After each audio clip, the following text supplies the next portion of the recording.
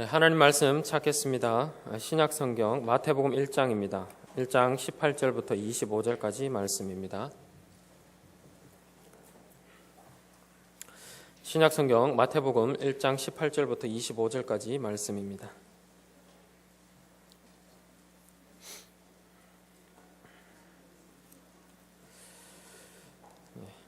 제가 하나님 말씀 봉독하겠습니다. 하나님의 말씀을 들으십시오. 예수 그리스도의 나심은 이러하니라. 그의 어머니 마리아가 요셉과 약혼하고 동거하기 전에 성령으로 잉태된 것이 나타났더니 그의 남편 요셉은 의로운 사람이라 그를 드러내지 아니하고 가만히 끊고자 하여 이 일을 생각할 때에 주의 사자가 현몽하여 이르되 다윗의 자손 요셉아 내 아내 마리아 데려오기를 무서워하지 말라. 그에게 잉태된 자는 성령으로 된 것이라. 아들을 낳으리니 이름을 예수라 하라. 이는 그가 자기 백성을 그들의 죄에서 구원할 자이심이라 하니라. 이 모든 일이 된 것은 주께서 선지자로 하신 말씀을 이루려 하심이니 이르시되 보라 처녀가 잉태하여 아들을 낳을 것이요 그의 이름은 임마누엘이라 하리라 하셨으니 이를 번역한즉 하나님이 우리와 함께 계시다 함이라. 요셉이 잠에서 깨어 일어나 주의 사자의 분부대로 행하여 그의 아내를 데려왔으나 아들을 낳기까지 동침하지 아니하더니 나음에 이름을 예수라 하니라. 아멘. 네, 오늘 성령으로 잉태하신 중보자 하는 제목으로 하나님 말씀 전하겠습니다. 우리는 한 주 전에 주님의 오심을 기뻐하고 또 기념했습니다. 사실 이 일은 매주일 우리가 해야 하는 것입니다. 그래서 성탄 찬양도 1년 내내 좀 부르면 좋겠습니다. 더 좋습니다. 우리는 매주일 말씀으로 찾아오시는 그 주님의 오심을 기뻐하고 또 기념하고 그를 깊이 생각해야 합니다. 오늘 우리는 그가 잉태하시는 장면을 살펴보려고 합니다. 이 잉태하시는 장면을 통해서 그가 과연 누구이신지 알 수 있습니다. 중보자이십니다. 그 중보자를 깊이 좀 생각해 보려고 합니다.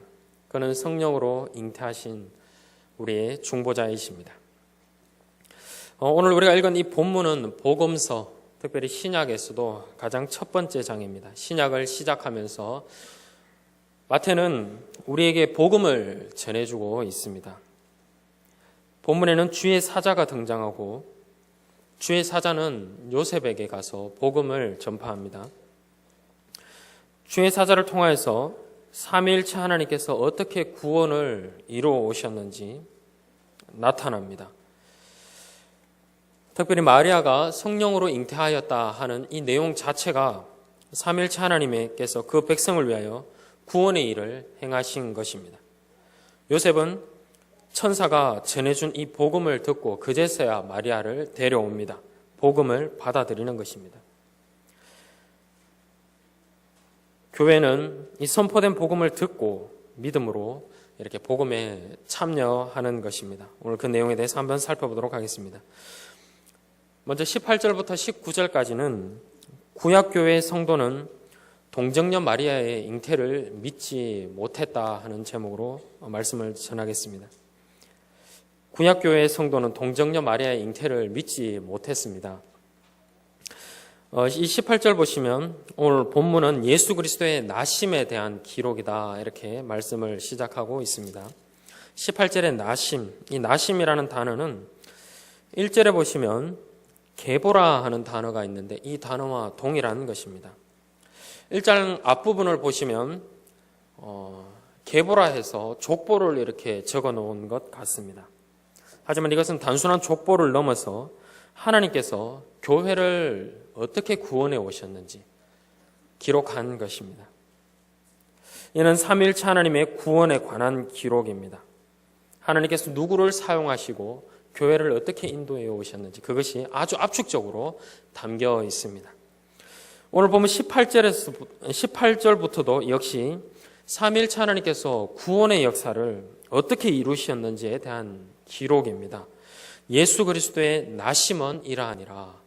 그 앞에는 수많은 사람들의 이름이 열거되었지만 이제는 예수님의 나심에 집중이 되었습니다. 18절 보면 마리아와 요셉은 약혼한 사이입니다. 당시 이스라엘의 그 결혼 방식은 정식 결혼 전에 1년 동안 그 약혼하고 좀 기간을 가집니다. 이 기간 동안 신랑과 신부는 각자의 부모의 집에서 함께 동거하고 있지는 않습니다. 동침하지도 않습니다. 하지만 이 두 사람은 법적으로는 결혼과 같은 관계에 들어갑니다. 그런데 요셉과 마리아가 정식으로 동거하기 전에 성령으로 잉태된 것이 나타났다, 이렇게 말씀을 하고 있습니다. 요셉이 아직 동거한 적이 없는데 성령으로 잉태된 것이 나타났다. 19절을 보시면 이 구약교회의 성도였던 요셉은 그 일을 받아들일 수가 없었습니다. 성령으로의 잉태를 도저히 믿을 수 없었던 그는 마리아를 데려오지 않으려고 합니다. 그의 이성으로는 여자가 홀로 아이를 가지는 것도 이해할 수가 없었고, 그래서 헤어지려고 하죠.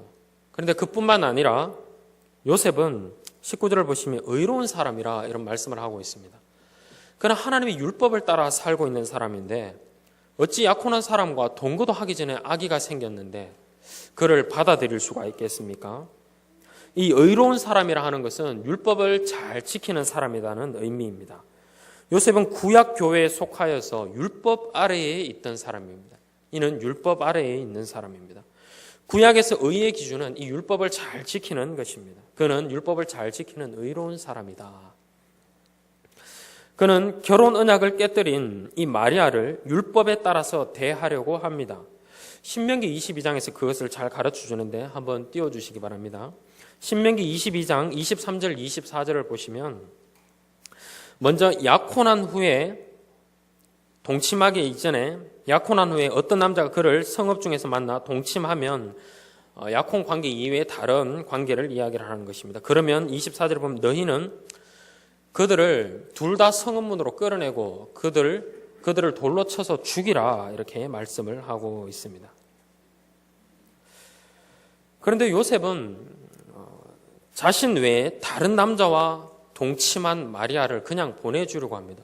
분명 이 요셉은 지금 분명히 마리아가 다른 남자와 동침을 했다, 이렇게 생각을 하고 있습니다. 그래서 오늘 우리가 읽은 본문에 보면 그를 드러내지 아니하고 가만히 끊고자 해요. 일단 끊으려고 합니다. 그런데 돌로 쳐서 죽이지 아니하고 그냥 끊으려고 하는 이유가 있습니다. 그것은 또 신명기 22장 25절부터 나타나는데 25절입니다. 만일 남자가 어떤 약혼한 처녀를 들에서 만나서 강간하였으면 그 강간한 남자만 죽일 것이요, 처녀에게는 아무것도 행하지 말 것은 처녀에게는 죽일 죄가 없음이라. 이 일은 사람이 일어나 그 이웃을 쳐 죽인 것과 같은 것이니라. 남자가 처녀를 들에서 만난 까닭에 그 약혼한 처녀가 소리질러도 구원할 자가 없었음이라. 율법은 분명 정죄하는 기능을 하고 있습니다. 하지만 이 율법이 무작정 정죄를 하느냐? 그렇지 않습니다. 오늘 우리가 아침에 들었던 말씀처럼 정의를 따라서, 미슈파트를 따라서 어떤 율법이 있다 할지라도 이 상황과 모든 것을 살펴서 하나님의 정의를 따라서 이 율법을 시행하는 것입니다. 요셉이 마리아를 볼 때 분명 다른 사람과 동침한 것은, 고의적으로 동침한 것은 아니나, 그러나 분명한 사실은 그가 잉태했다는 것입니다. 자신과 약혼하고 아직 동침하지 아니했는데 그가 잉태를 했다 하는 것. 그는 마리아와 조용히 파혼하려고 합니다. 마리아와 몰래 파혼하는 것은 요셉의 입장에선 최선을 다한 행동이라고 할 수 있습니다. 마리아의 명예와 목숨을 지켜주는 좋은 방법을 선택했습니다. 그는 정말 율법을 단지 문자적으로 지키기보다 정의를 따라서 시행하는 의로운 사람이었던 것입니다. 분명 그는 구약의 율법 아래에 있었습니다. 그래서 요셉은 그 구약의 율법에 따라서 그 사람을 대하지만 그를 긍휼히 여겨줍니다. 그러나 분명한 한 가지 사실은 그를 받아들일 수 없었다는 것입니다. 우린 여기에서 구약의 율법이 우리에게 구원을 주지 못한다는 것을 배웁니다. 구약 율법은 그 자체로는 구원을 줄 수 없습니다, 여러분. 율법은 죄를 깨닫게 하며 우리를 그리스도에게로 인도해 갑니다. 하지만 율법을 지키는 그 자체로 구원에 이를 수는 없다 하는 것을 성경이 가르쳐 주는 것입니다. 요셉은 구약교회에 속해서 율법을 잘 지키는 의인이었지만 그것 자체로 오히려 구원의 일을 그르치고 맙니다. 육신에 속하여서 율법을 쫓는 사람은 성령으로 난 성령으로 된 복음의 일을 받아들일 수가 없는 것입니다. 복음서 기자는 지금 성령으로 교회에 교훈하고 있습니다. 하나님께서 구약교회에 주신 율법이 그리스도를 믿는 믿음을 가지도록 기다리게 하고 인도하는 역할을 하지만 그것을 지킴으로는 구원에 이를 수 없다 가르쳐주고 있습니다. 구약의 성도였던 요셉은 성령 안에서 행하기보다는 지금 율법 안에서 행하고 있습니다. 율법을 쫓았던 요셉, 마리아가 성령으로 잉태되었다. 도저히 받아들일 수 없었던 것입니다. 하지만 율법에 속하여 구원에 이르려고 하는 스스로 그 율법 안에서 의롭다함을 얻으려고 하는 이 구약 교회에 성령께서 말씀을 주시고 깨닫게 해 주십니다.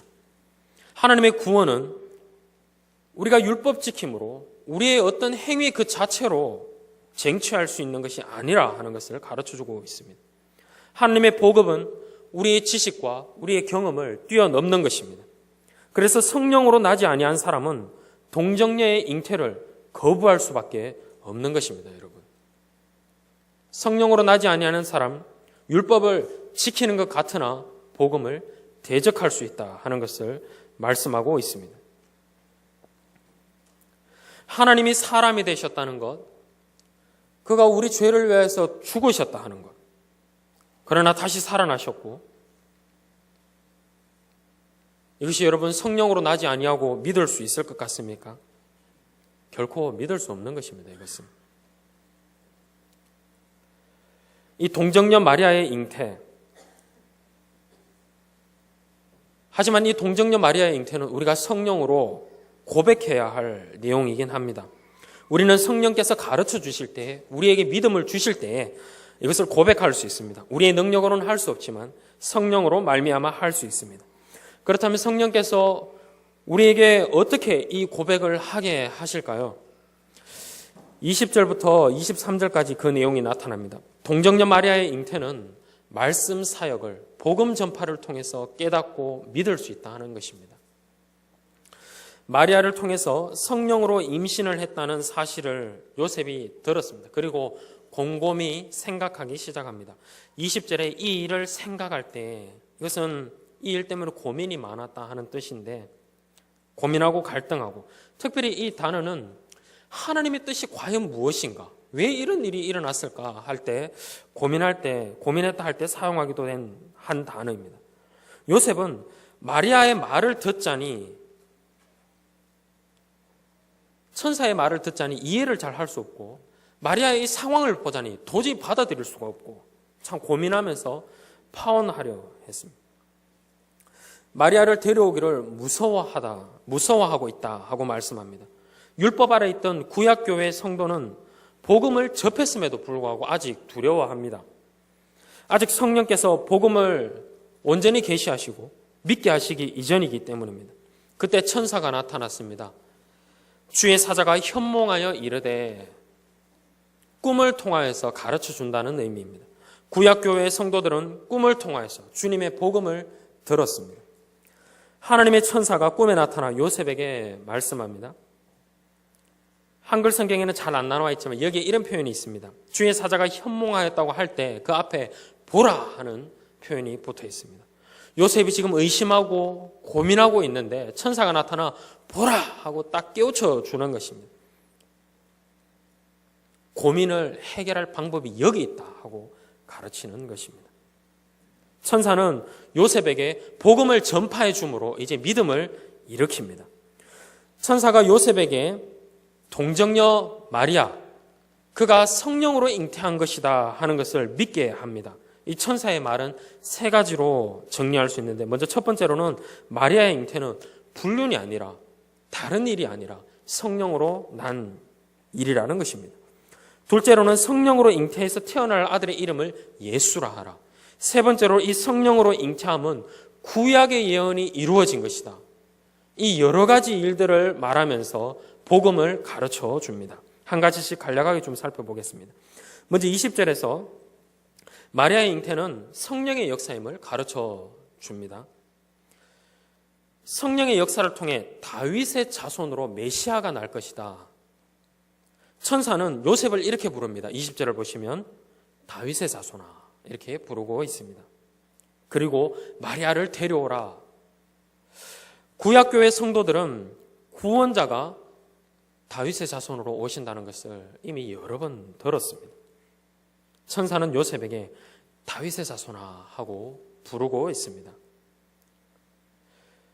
마리아에게서 잉태한 그분이 왕의 후손임을, 특별히 다윗의 왕가를 이을 자임을 가르쳐주는 것입니다. 데리고 오라. 마리아를 데려와서 아들을 낳아야 함을 일깨우고 있습니다. 1절과 같이 아브라함과 다윗의 자손 예수 그리스도 그임을 가르쳐주는 것입니다. 사람의 씨에서 나지 아니한 성령으로 난 왕입니다. 여러분, 성령으로 나셨기에 그 왕은 다윗보다 더 온전히 자기 백성을 다스리시는 백성의 중보자가 되시는 것입니다. 천사의 복음 전파는 계속 이어집니다. 두 번째로는 21절에 나타납니다. 성령으로 잉태한 그 아들이 태어나면 이름을 예수라 지어라. 이름을 예수라 하라. 이 이름의 의미는 자신의 백성을 그들의 죄에서 구원할 자가 된다 하는 의미를 지녔다. 그 의미까지 다 말씀하고 있습니다. 성령으로 왕이 날 것인데 어떤 왕인가? 그는 백성을 죄에서 구원할 왕이시다. 그러므로 그는 반드시 죄가 없어야 합니다, 여러분. 성령으로 나지 아니하고 사람의 씨에서 나면 죄인의 구주가 될 수가 없는 것입니다. 죄인들을 위한 중보자는 죄가 없어야만 합니다. 그래야만 죄인들을 위하여 대신 죄값을 치를 수가 있습니다. 그러므로 죄인의 구주 예수님, 그는 반드시 성령으로 잉태되어야 한다는 것입니다. 이것이 바로 독생하신 예수님입니다. 독생하신 예수님, 독생자의 예수 그리스도, 독특하신 방법으로 태어나셨다는 것입니다. 예수님은 사람으로 태어나셨지만 사람의 씨에서 말미암지 않았습니다. 성령으로 말미암았습니다. 요셉이 이것을 들을 때, 그가 죄에서 구원할 왕으로 나신다면 그는 사람의 씨에서 나지 않아야 하겠구나. 그가 중보자시라면 성령으로 잉태되어야 하겠구나 하는 것을 지금 복음 전파를 통해서 깨닫기 시작하는 것입니다. 천사는 계속해서 복음을 전파합니다. 22절부터 23절은 이제 이 일이 구약의 예언이 성취된 것이다 하는 것을 말씀해 주고 있습니다. 마리아에게서 아들이 태어난다 하는 것, 구약의 성취입니다. 아들 그리스도를 보낸다 하신 이 하나님의 약속이 성령님으로 말미암아 성취된다. 이것을 깨닫게 해줍니다. 22절입니다. 오늘 본문 22절입니다. 이 모든 일이 된 것은 주께서 선지자로 하신 말씀을 이루려 하심이니. 주께서 선지자로 하신 말씀을 이룬다. 천사는 구약교회 성도에게 구약의 말씀을 지금 가르쳐서 이 말씀이 과연 무엇을 의미하는지 가르쳐 깨닫게 합니다. 그래서 믿음을 일으켜 주려고 하고 있습니다. 구약의 말씀이 성령 안에서 성취되고 있음을 선포하고 있는 것입니다. 그러므로 율법에 갇혀 있지 아니하며 성령 안으로 들어가야 하는, 성령 안으로 초청하고 있는 복음을 선포하는 것입니다. 23절입니다. 보라, 처녀가 잉태하여 아들을 낳을 것이요 그의 이름을 임마누엘이라 하리라. 이 말씀은 구약 이사야 7장 14절에 기록된 말씀입니다. 먼저 이 말씀을 이해하기 위해서 당시 상황을 간략하게 좀 이해해야 될 필요가 있습니다. 이 말씀은 다윗의 왕조인 아하스 왕 시대에 주어진 말씀입니다.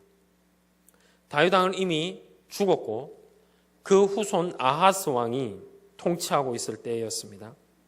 이사야 7장 10절부터 14절까지 말씀에 그 내용이 나타나는데, 그 당시 구약교회가 많이 타락해 있었습니다.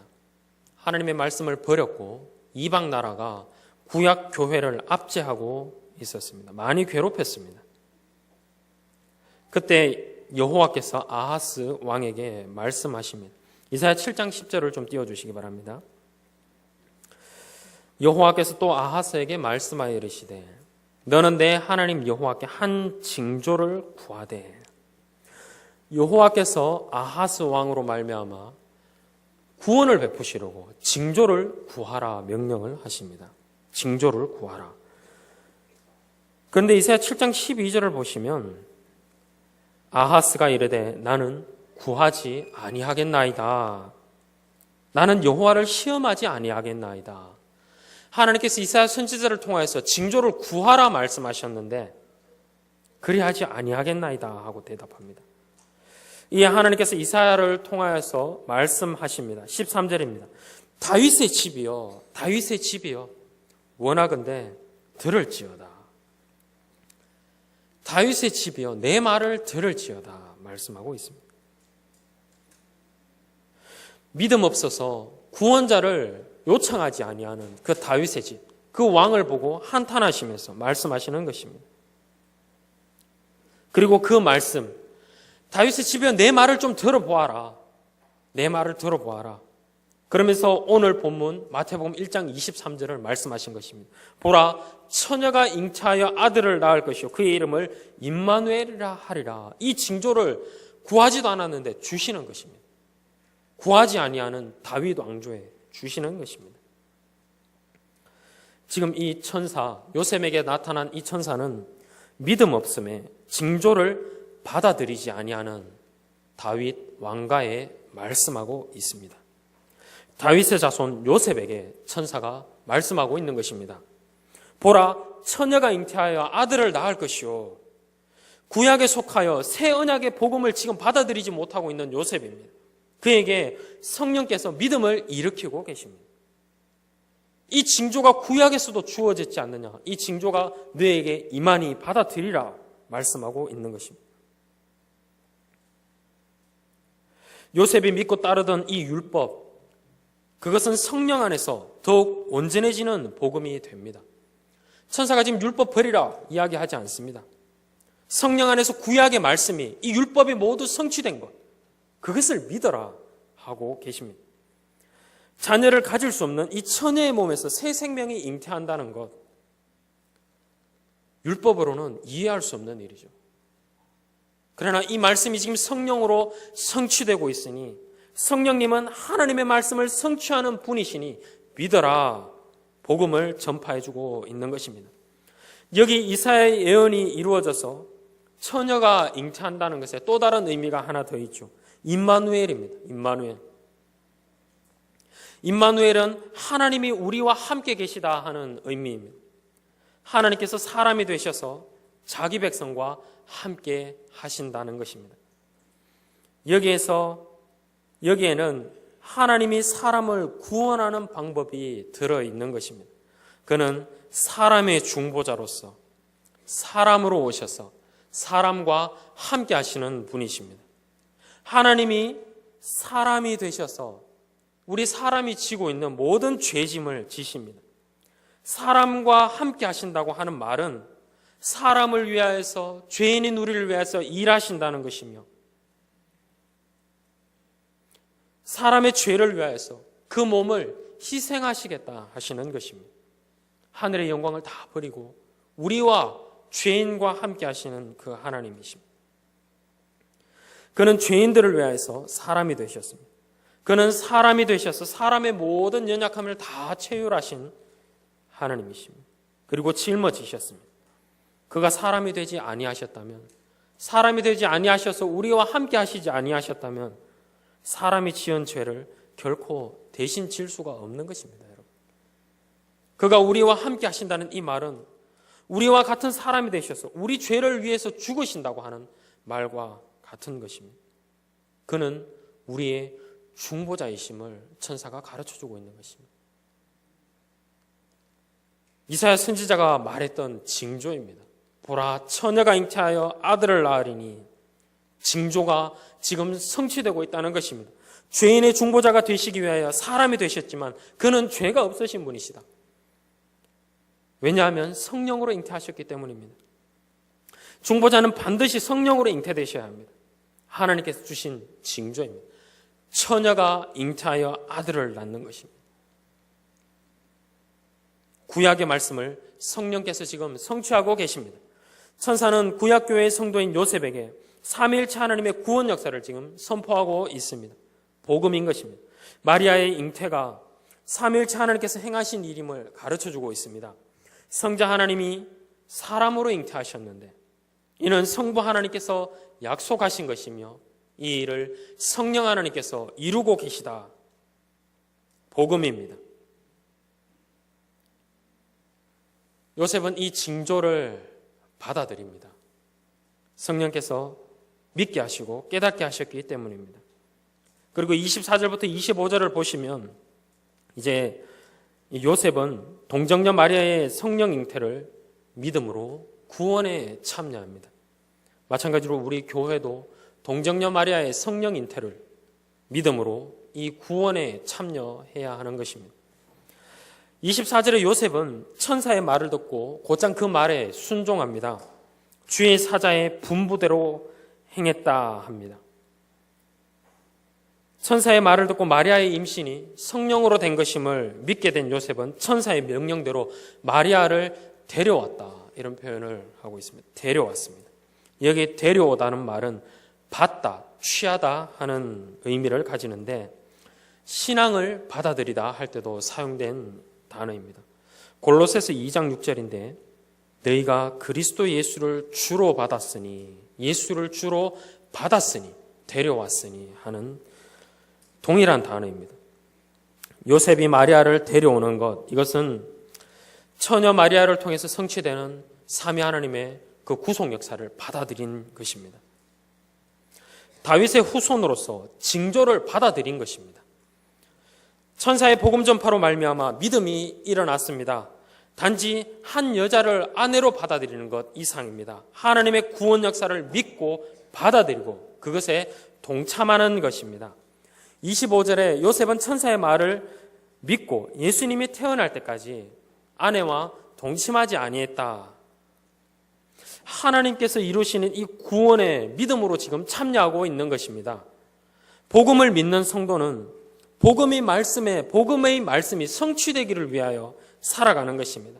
성령으로 잉태하신 중보자, 사람의 씨로 말미암지 않아야 하는 것입니다. 마리아와 동침하지 아니하는 요셉, 그는 중보자께서 성령으로 잉태하셔야 한다는 것을 믿음으로 고백한 것입니다. 그것이 바로 함께 동침하지 아니한 것입니다. 복음으로 부름받은 성도는 삼위일체 하나님께서 구원 역사를 이루실 때 참여하는 것입니다. 하나님의 말씀이 성취되도록 하기 위해서 성령으로 그 안에 참여해야 합니다, 여러분. 주의 말씀에 따라 순종함으로 그 말씀을 성취해 가는 것이 성도입니다. 주의 구원을 이루어야 합니다, 여러분. 후에 아들을 낳음에 그 이름을 예수라 지었습니다. 요셉은 천사의 말을 믿고 그대로 순종했습니다. 교회의 순종을 통해 예수 그리스도께서 태어나신 것입니다. 하나님께서는 교회의 믿음과 순종을 통해서 구원 역사를 이루어 가시는 분이십니다. 하나님의 구원 역사는 그 구원 역사를 믿는 자들의 순종을 통해서 이루어 가시는 것입니다. 성령으로 나지 아니한 사람은 하나님의 구원을 알지 못합니다, 여러분. 믿지 못합니다. 성령으로 나지 아니한 사람은 율법을 지키는 행위가 있는 것 같지만 그 율법 안에만 갇혀 있습니다.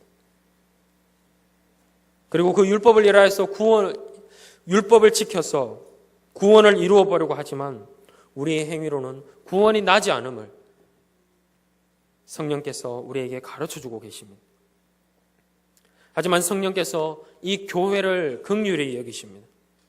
그리고 복음을 들려주십니다. 우리는 이 복음을 들을 때, 징조를 들을 때 믿음을 고백하며 구원을 이루어 가야 하는 것입니다.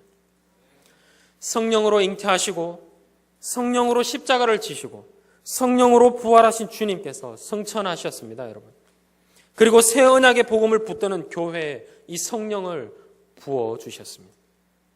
교회가 성령으로 새롭게 태어나는 것입니다. 우리 주 예수 그리스도께서는 지금 성령으로 우리와 함께 하고 계십니다. 중보자를 이 땅에 보내신 그 성령께서 죄를 멸하시려고 하나님의 나라를 도래케 하시려고 하신 그 성령님께서 지금 이 교회 안에, 우리 안에 계십니다. 성령께서 우리 안에 계시다 하는 것을 여러분 믿으십니까? 그가 우리 안에서 하나님의 말씀을 성취하고 계십니다. 그가 우리 안에서 죄를 멸하시며 새 생명을 주고 계십니다. 성령님으로 말미암아 하나님의 말씀이 그리스도에게서 모두 성취되었었죠. 그것처럼 성령님으로 말미암아 우리는 예수 그리스도의 형상으로 변화되고 있습니다. 예수 그리스도를 중보자로 우리의 주로 받았고 또 그의 형상으로 우리는 변화되고 있습니다. 육신은 연약하여서 순종할 수 없습니다. 그러나 우리 안에 성령께서 계시니 우리는 말씀에 순종할 수 있는 사람들이 된 것입니다, 여러분. 주님의 사랑을 받는 성도 여러분, 여러분은 믿음으로 아브라함과 다윗의 자손이 되셨습니다. 주님께서는 다윗의 자손에게 징조를 주십니다. 성령을 부어주시는 것입니다. 여러분, 이 징조를 믿으시기 바랍니다. 믿음으로 순종하시기 바랍니다. 우리에게 오신 성령님의 일을 성취하시기 바랍니다. 죄를 멸하며 하나님의 나라를 도래케 하는 것입니다. 성령께서는 죄인인 우리를 중보자 예수 그리스도로 말미암아 새 사람을 만드는 것입니다. 새 사람입니다. 교회입니다. 성령께서 지으신 새 사람 곧 교회입니다. 우리 안에 성령이 계시며 우리는 새 사람으로 지어졌습니다. 교회입니다.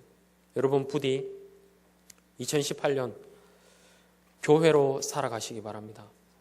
우리 안에 성령께서 계시니 우리가 믿음으로 순종하고자 할 때 성령께서 도와주실 것입니다.